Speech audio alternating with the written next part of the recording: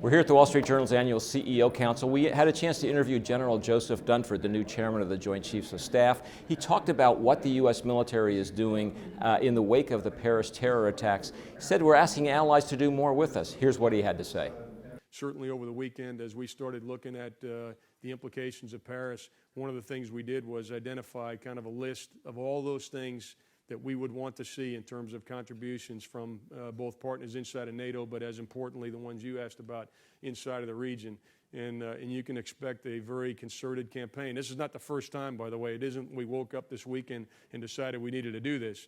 But I assess, and I think most people do, that the rules may have changed in Paris last week. And so in the wake of Paris, a much more energized approach and attack towards getting people to make a contribution is kind of what we're after. But it's just going to take some political persuasion. I think one of the reasons they've been reluctant is, to be honest with you, they've questioned our commitment. That's just a fact. That's at least the message that you get when you go there. And so in conjunction with the message that we're delivering, we've got to make sure that we have the credibility that's going to lead to them viewing us as being committed. Your point being, if you ask now, the answer is more likely to be yes than it was a week ago, maybe. My assessment would be that's the case. I think that though many people looked at this as somebody else's problem, and they were happy to have somebody else deal with the problem.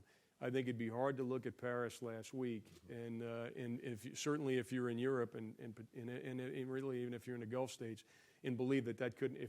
If there's somebody left out there that believes that couldn't happen to them, they're naive. So the import of what General Dunford said is this.